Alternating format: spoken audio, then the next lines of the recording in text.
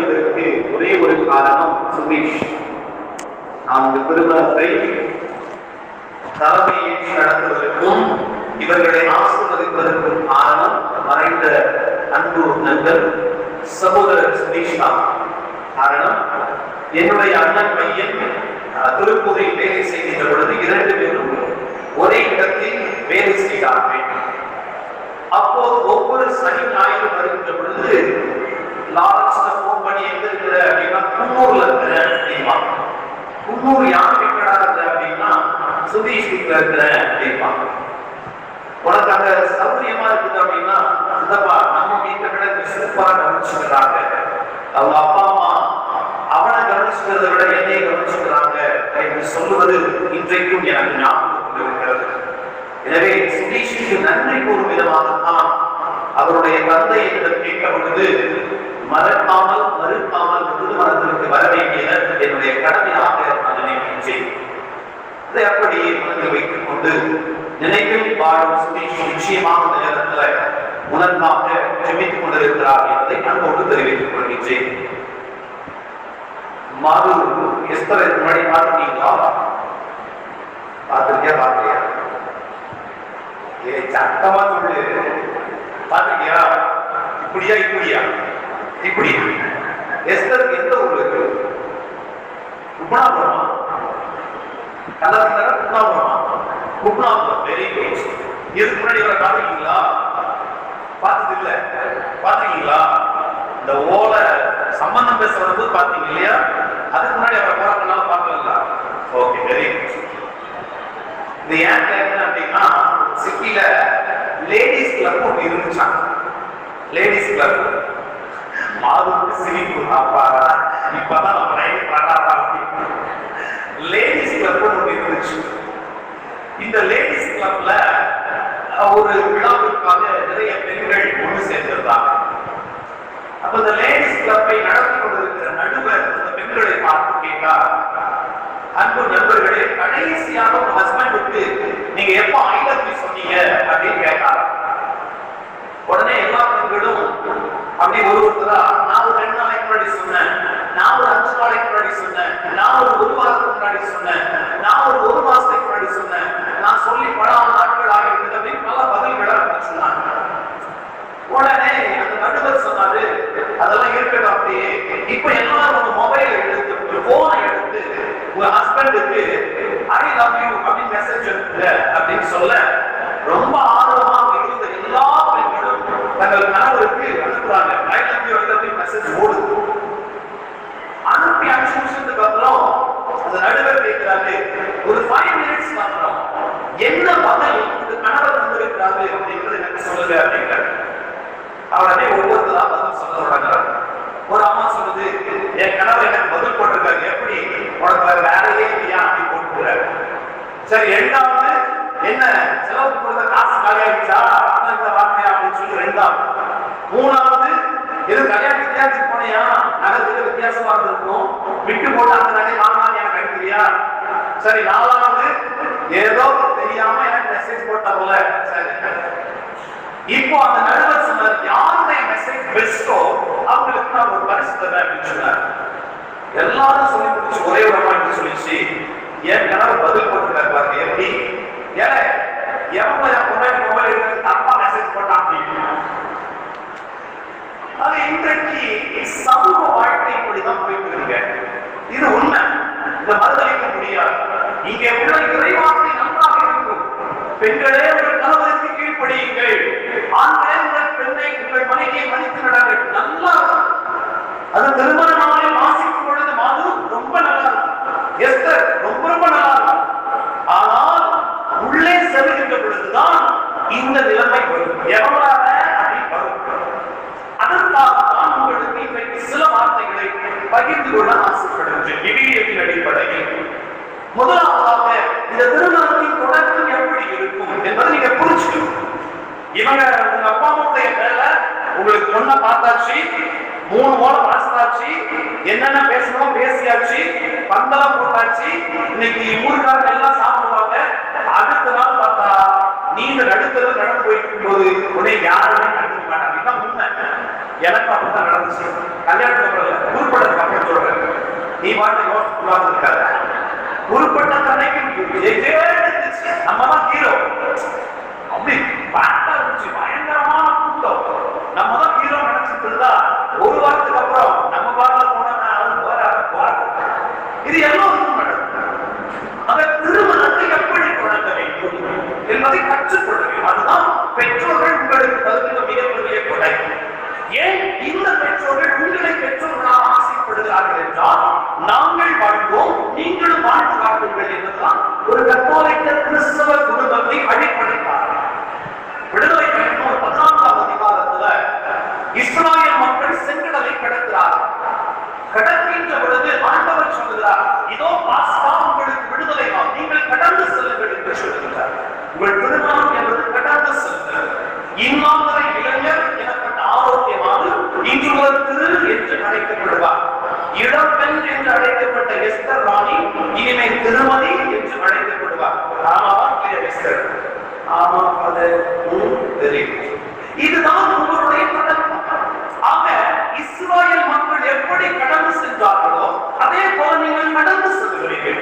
உங்களுடைய இளம் வயதிலிருந்து ஒரு முதிர்நிலைக்குள் நீங்கள் கடந்து செல்கிறீர்கள். அவர்கள் கடந்து செல்வது எப்படி சென்றார்கள்? குடும்பம் குடும்பமாக சென்றார்கள். அதான் விவிலியம் சொல்கிறது. எல்லா குடும்பமாக சென்றார்கள். இவர் இவரோடு அவர் அவருடைய குடும்பமாக அவர்கள் அந்த செங்கடலை கடந்தார்கள். கடந்த பின்பு என்ன நடந்தது என்பதை எண்ணிக்கை புத்தகம் 21ஆம் அதிகாரம் சொல்லுகிறது. அவர்களுக்கு ஒரு பெரிய பிரச்சனை, துன்பம், சோதனை காத்துக் கொண்டிருக்கிறது. அது என்ன என்பதை நாம் அங்கே பார்க்க வேண்டும். அங்கே இஸ்ராயேல் மக்கள் எண்ணிக்கை 21 சொல்கிறார்கள், ஏன் எங்களை அழைத்து வந்தீர்கள்? நான் அங்கே இருந்திருப்போமே, ஏன் எங்களை இப்படி நீ மாற்றிவிட்டீர் என்று கடவுளை பார்த்து முறையிடுவார்கள் மோசே வழியாக. நன்றாக கவனிக்க வேண்டும். உங்களுடைய திருமண வாழ்க்கை இன்னும் கொஞ்ச நாட்களுக்கு பின்பு அங்கே இருந்திருக்கலாமோ என்ற ஒரு எண்ணம் நிச்சயமாக அது எல்லோருக்கும் வரும். ஆனால் ஆண்டவர் இங்கே என்ன செய்கிறார் என்பதைத்தான் நீங்கள் உங்கள் வாழ்க்கைக்குள் எடுத்து சொல்லுவீர்கள். என்ன நடக்கிறது? இந்த மக்கள் எல்லோரும் பொறுமை இழக்கிறார்கள். அதைத்தான் நாம் 21ஆம் அதிகாரம் 4ஆம் வசனத்திலே படிக்கின்றோம். பொறுமை இழந்தனர். இது எஸ்தருக்கும் வரும், ஆரோக்கியமானக்கும் வரும். பொறுமை இழந்தல். அந்த பொறுமை இழந்தால் போது ஆண்டவர் என்ன செய்வார் என்பதை தெரிந்து கொண்டால் உங்களுடைய வாழ்க்கை சிறப்பாக அமையும். இந்த மக்கள் பொறுமை இழந்து மோசேயிடம் முறையிடுகிறார்கள். ஏன் இப்படி எங்களுக்கு என்று ஆண்டவர் கோபப்படுகிறார். நீங்கள் 2 பேரும் பொறுமை இழந்தால் உங்களுக்கு திருமணம் நடத்தி வைக்கின்ற ஆண்டவர் கோபப்படுகிறார். நாங்கள் 2 பேரும் சாட்சிகள், 3 பேரும் உங்களுக்கு வெறும் சாட்சிகள். அதனால்தான் இதுல நாங்கள் கையெழுத்து போடுறோம், சாட்சி கையெழுத்து நாங்களும் போடுறோம். அதை நடத்தி வைப்பவர் ஆண்டவர். அதனால்தான் யாக்கோபு ரெபெக்கா திருமணம் முடியும் பொழுது ஆண்டவர் சொன்ன வார்த்தை, இது ஆண்டவரால் நிகழ்ந்தது, மனித கண்களுக்கு வியப்பாக. ஒவ்வொரு திருமணமும் மனித கண்களுக்கு வியப்பு. இந்த குக்மாபுரத்தில் இருந்த எஸ்தரை இவர் எப்படி கண்டுபிடித்தார்? இந்த அவந்தாபுரத்தில் சுற்றி கொண்டிருந்த ஆரோக்கியமானவை எஸ்தர் எப்படி கண்டுபிடிக்கிறார்? இந்த அர்த்தத்தில் தான் திருமணம் அமைகிறது. இந்த அமைத்துக் கொடுப்பது ஆண்டவர் கட்டி எழுப்ப வேண்டிய உங்கள் கடமை. அதைத்தான் உங்கள் பெற்றோர்கள் செய்தார்கள். 2 பிள்ளைகளை ஞாபகம் வைத்துக் கொள்ளுங்கள். பொறுமை இழந்தல் ஆண்டவருக்கு பிடிக்கவே கிடைத்தார். இந்த பொறுமை இழந்தலுக்கு பின்பு ஆண்டவர் என்ன செய்கிறார் என்பதை பார்க்க வேண்டும். சம கடுப்பாக சொல்றாரு, இதோ இவர்களை நான் சாகடிப்பதற்காக கொள்ளிவாய் பாம்புகளை அனுப்புகிறேன் அப்படின்னு சொன்னார். ஆண்டவருடைய கோபத்தின் உச்சகட்டம் என்னவென்றால் அழிவு. அழிக்க நிற்கின்ற கடவுள மறுபடியும் மனம் திரும்புகின்ற பொழுது அதே மக்களிடம் இன்னொரு பாம்பை வைத்து பாதுகாக்கின்றார். வெண்கல பாம்பை தொங்க விடுகிறார். காற்றார்கள் உயிர் விளைக்கின்றார்கள். எனவே நீங்கள் லட்சப்படாதீர்கள். பொறுமை இழக்கின்ற பொழுது மறுபடியும் ஆண்டவரிடம் திரும்பி வாருங்கள் என்பதுதான் இன்றைக்கு நீங்கள் இந்த திருமணத்தை கற்றுக்கொள்ள வேண்டிய காலம். இது முதலாவது. இரண்டாவதாக திருமணத்தில் நீங்கள் செய்ய வேண்டியது, கற்றுக்கொள்ள வேண்டியது உப்பாக இருக்க வேண்டும். இந்த உப்பு அப்படின்ற உடனே அது என்னது அப்படின்னா சோத்துல டேஸ்டுக்காக போடுறது மட்டும் கிடையாது.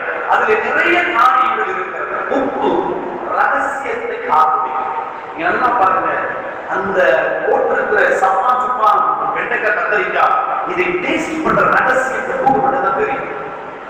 ரகசியத்தை காத்துக் கொள்ளுங்கள். அது என்ன ரகசியம்? என்கிட்ட 8 பவுன் இருப்பாரு, அதை பீரோல வச்சிருக்கிற ரகசியம். அந்த ரகசியம் வேணாம் மிஸ்டர். உங்கள் கணவர் பேசுவதை அவரோடு மட்டுமே ரகசியமாக வைத்து இன்றைக்கு குடும்பத்தில் பிரச்சனையே வெளியில் உள்ளுக்குள்ளிருந்து வருவது அல்ல, மாறாக வெளியிலிருந்து வருவதுதான். எப்படா கரண்ட் சொல்லுவார், எப்படா ஆளுகிட்ட போட்டு கொடுக்கலான்ட்டு உங்க வீட்டை சுத்தி 4 பேர் இருப்பாங்க.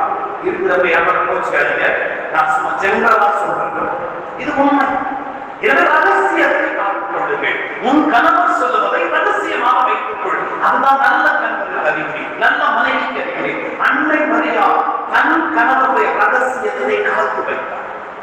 தன் கணவர் சூசேப்பருடைய ரகசியத்தை காத்து வைப்பதால் பேறு பெற்றவர்களாக இருக்கிறார். எனவே உன் கணவர் சொல்லுகிற ரகசியத்தை காத்து வைத்துக் கொள்ளுங்கள். உப்பாக பாதுகாப்பு இருங்கள். இரண்டாவதாக சுவை ஊட்டுதல். உப்பு சுவை கொடுக்கும், ஆரோக்கியமாக. நமது பக்கத்து ஊரில் இருக்கிற குணாபுரம் சுவை கொடுப்பதற்காக வந்திருக்கிறார். அந்த சுவையை நீங்கள் ஏற்றுக்கொள்ள வேண்டும். நிச்சயமா எனக்கு தெரியாது, எப்படி சமைக்கணும் தெரியாது. நல்லா சமைக்கியா? Very good. What is the special cook? Sorry, எது நம்ம ஸ்பெஷலா குக் பண்ணுவேன்? ரசமா? அப்புறம் வெந்நீரா? எனக்கு சொல்லு. எல்லாமே வெரி குட், வெரி குட். கைதட்டிங்களப்பா. அவளே நான் எல்லாரும் முன்னாடி நான் நல்லா சமைப்பேன்னு சொல்றா பாருங்க. என்னால கண்டுபிடிக்க முடியாது, மாறுதான் சொல்லணும். அப்புறமா வந்து கேட்கிறது சுவை ஊட்டுதல். 2 பேரும் ஒருவர் மற்றவருக்கு சுவை ஊட்டவே. அதற்கு தான் ரகசியம் ஆட்டல் வேண்டும். ரசம் நல்லா ஆட்ட கூட என் வீட்டு ரசம் சூப்பர் என்று சொல்லுவது ரகசியம். உண்மை. அப்பேற்பட்ட குடும்பங்கள் வளர்ந்து இருக்கிறது, தலைப்பு இருக்கிறது. எனவே இரண்டாவதாக ஒருவர் மற்றவருக்கு சுவை ஊட்டிக் கொள்ளுங்கள். மூன்றாவதாக செய்ய வேண்டியது உறவாக பயன்படுத்துவது பொறுப்பு. இந்த திருமண வாழ்க்கை என்பது வளர வேண்டும் என்றால் நீங்கள் 2 பேரும் உறவாக இருக்க வேண்டும். நான் மட்டும்தான் குடும்பத்துக்கு, நீ வராத என்று சொன்னால் அது குடும்பமாக மாறாக 2 பேரும் உறவாக இருக்க வேண்டும். நீ நட்டால் நான் தண்ணீர் மாற்றுவேன், நீ தண்ணீர் மாற்றால் நான் அதை கொத்தி விடுவேன், நீ கொத்தி விட்டால் நான் உரம் போடுவேன். அதுதான் உரமாக. திருமண வாழ்க்கை 2 பேரும் உரமாக வேண்டும். அப்பொழுது முதல் குடும்பம் அழைத்து வேண்டும். நான்காவதாக செய்ய வேண்டியது கரையும் நன்மை பெயர். அப்படிதானே? ஆமாவா இல்லையா? குழம்புக்குள்ள போட்ட உடனே அது என்ன செஞ்சது? கரைஞ்சு போயிடும். இந்த திருமண வாழ்க்கையை கரைந்து போக எஸ்தருக்காக நான் கரைந்து போவதற்கு தயாராக இருக்கிறேன். ஆரோக்கியமாக இருக்காங்க என் கணவருக்காக நான் கரைந்து போக தயாராக இருக்கிறேன். அப்ப வந்து நமக்குள்ள பொறுமை இழத்தல் மறந்து கரைந்து போவதற்கு மிகப்பெரிய குணம். அதனால்தான் மரியம்மையின் சூசேப்பரை பார்க்கின்ற பொழுது ஒருவர் மற்றவர்களுக்காக கரைந்து போனார்கள். அதனால் அவர்களை பிரித்து பார்க்கவே முடியவில்லை. திரு குடும்பம் என்றுதான் சொல்லுடைய சூசேப்பர் குடும்பம் என்று என்றைக்குமே திருச்சபை சொன்னது அல்ல. ஏன்? 2 பேரும் இந்த குடும்பத்திற்கு கரைந்து போனார்கள். ஒரு கணவன் மனைவி குடும்பத்தில் கரைந்து போனால் எல்லாருமே சுமூகமாக கரைந்து போக கற்றுக்கொள்ளுங்கள். நான் 5ஆவதாக மருத்துவ குணமுடையது இல்லையா? ஒரு காலத்துல மருத்துவ குணம் நிச்சயமாக ஆரோக்கியமானவருடைய காரியங்களுக்கு மருந்து எஸ்தர் மட்டும்தான். நல்லதாக அவருடைய வேதனை, துன்பங்கள், கஷ்டங்கள், சோகங்கள் எல்லாவற்றுக்கும் மருந்து நீ மட்டும்தான். வேற யாரையும் சொல்ல முடியாது, சொல்லவும் கூடாது. அந்த மருந்து இன்னொரு பற்றி மருந்து கேட்கக்கூடாது. இதனால நாம வச்சுக்கிறோம். இது ஏன் சொல்ற பக்கத்துல இவரு நாட்டு கேட்கிறேன் அப்படி செய்யவே கூடாது. மருந்தாக வச்சுக்கிறார். அதே போல எஸ்தர் இன்னொரு வீட்டிலிருந்து நம்முடைய வீட்டிற்கு வந்திருக்கிறார். எல்லா துன்பத்திலும் மருந்து நீ மட்டும்தான் என்பதை மனதில் இது உப்பாக வேண்டும். கடைசியாக இந்த உப்பாக வாழ்ந்தது இறுதியாக உள்ளது வெண்மை தன்மை கிடைக்கிறது. நீங்கள் இதையெல்லாம் செய்கின்ற பொழுது உங்கள் வாழ்க்கை வெண்மையாகும், புனிதமாகும், புதிதாகும். எப்போதுமே பல இருப்பீங்க. இன்னைக்கு மட்டும் கிடையாது, நீங்க அடுத்த வாரம் இதே கோட்டு சுற்றுல இருந்தால்தான் உங்கள் வாழ்க்கை உண்மை பெற்றிருக்கிறது என்றார். இதுதான் குடும்பம். இவைகளெல்லாம் செய்த பின்பு உங்கள் வாழ்க்கை மென்மை அடைகிறது, புதுமையாகிறது, புதுப்பிக்கப்படுகிறது. அப்பொழுது 50 வருடத்திற்கு பின்பும் ஐ லவ் யூ என்று எஸ்தர் சொல்லுகின்ற பொழுது நீ சொல்ல வேண்டிய நான் ஏற்றுக்கொள்கிறேன் என்று சொல்லுவீர்கள். ஆரோக்கியமான மெசேஜ் பண்ணி ஐ லவ் யூ எஸ்தர் என்று சொன்னால் உடனே சொல்வார், என் கடவுள் சொல்லிவிட்டார், நான் மகிழ்ச்சி அடைகிறேன். அதுதான் வெண்மையாகும், புனிதமாகுதல், புதிதாகுதல், பரிசுத்தமாகுதல். அன்பு பிள்ளைகளே, எனவே இந்த நாளிலே உப்பாக வாழ கற்றுக்கொள்ளுங்கள், உங்களை புனிதமாக கற்றுக்கொள்ளுங்கள், கரைந்து போவதற்கு தயாராக இருங்கள். மற்றவர்களிடம் இதோ மருத்துவத்தோடு வாழ கற்றுக்கொள்ளுங்கள், உரமாக வாழ கற்றுக்கொள்ளுங்கள், ரகசியத்தை காக்குங்கள். அதுதான் உண்மை. அதனால்தான் உங்களுக்கு ஒரு ரகசிய வார்த்தை பாடிக் கொடுக்கின்றோம். இன்பத்திலும் துன்பத்திலும் உடல் நலத்திலும் நோயிலும் நான் உங்களுக்கு பிரமாணிக்கமாக இருப்பேன். ரகசியம் நிச்சயமாக இருப்பேன், உரமாக இருப்பேன், கரைந்து போய் இருப்பேன், வெண்மை தன்மையோடு இருப்பேன், உன்னோடு இருப்பேன் என்பவருடைய அடையாளம் தான் வார்த்தை. இங்க இருக்கிற எல்லாரும் புரிந்திருக்கிறார்கள். ஆனா ஏதோ ஒரு இடத்துல தவறுகின்ற பொழுது திரும்பவும் ஆண்டவர்களை பாருங்கள். அப்போது ஆண்டவர் உங்களை காப்பாற்றி ஊருக்கு இருப்பார். என் அன்பு பிள்ளாய் எஸ்தர், உங்களை என்னுடைய ஊருக்கு அன்போடு வரவேற்கிறேன். பக்கத்து ஊர் தான் இருந்தாலும் வளர்தான் குளத்தில் ஒரு கத்தோலிக்க பிள்ளையால் வாழ வந்திருக்கிறார். உங்களை நாங்கள் வரவேற்கின்றோம், ஆசீர்வதிக்கின்றோம். அதே வேளையில் இந்த இடத்துல நீ அடிக்கடி சந்திக்க வேண்டியது இருக்கும் கடவுளை அந்தோனியார். அதை மட்டும் மனதில் வைத்திருக்கும், அதை மட்டும் மனதில் வைத்திருக்கும். மாது வரலாறு வரலை அது அப்ப அடுத்த விஷயம். ஆனால் எஸ்தர் இந்த கோவிலுக்கு வர வேண்டும் என்பதற்காகத்தான் உங்களுடைய திருமண நாளில் கத்தோலிக்கர்களாகி நாங்கள் கோவிலுக்கு அழைத்து வந்திருக்கோம். நல்ல நாள் வச்சு உங்களை வீட்டுக்குள்ள கூட்டிட்டு போகல, இன்னும் நீங்க அவங்க வீட்டுக்குள்ள போகலாம் தானே. அதுதான் கத்தோலிக்க விசுவாசம், மிகப்பெரிய ஒரு ஆசீர்வாதம். முதலாக இன்னொரு பிள்ளை வீட்டுக்கு வந்தால் அவரை வீட்டிற்கு அழைத்து செல்வதில்லை, கோவிலுக்கு அழைத்து செல்வது. ஏனெனில் இந்த இடத்தில் நீ தொடங்கினாய், இந்த இடம்தான் உனக்கு எல்லாமே தகுதி உள்ள இடம். எனவே நன்கு பிள்ளாய் எப்போது வேண்டும் என்றாலும் உங்களுடைய சோகங்கள், துன்பங்கள், கவலைகள் கண்ணி சந்தோஷங்கள், மகிழ்ச்சிகள் எல்லாவற்றையும் இங்கே வந்து இவரோடு பகிர்ந்து கொள்ளும். நிச்சயமாக உனக்கு நல்ல ஒரு கடவுளை தந்திருக்கிறார்கள் என்று உணர்வார். இதை மட்டும் இன்றைக்கு சொல்லிக் கொள்ள ஆசைப்படுகிறேன். இந்த வேலையில் இதோ இந்த அன்பு பிள்ளை எஸ்தர் அவர்களை எங்களது ஊருக்கு பங்கிற்கு அன்பு மகளாக தந்த பெற்றோர்களுக்கு வாழ்த்துக்களையும் ஜெபங்களையும் தெரிவித்துக் கொள்கின்றோம். இறைவன் தாமே தொடர்ந்து இந்த பிள்ளைகளை வழிநடத்த பாதுகாக்க உறவுகளாக நாம் ஜெபிப்போம், ஜெபிக்க வேண்டும் என்ற கருத்தோடு உங்கள் ஒவ்வொருவரையும் ஆண்டவர் ஆசீர்வதிப்பாராக. ஆமென். எழுந்திருங்கள், ஆரோக்கியமாக எஸ்தர் பீடத்திற்கு நடுவாக வாருங்கள்.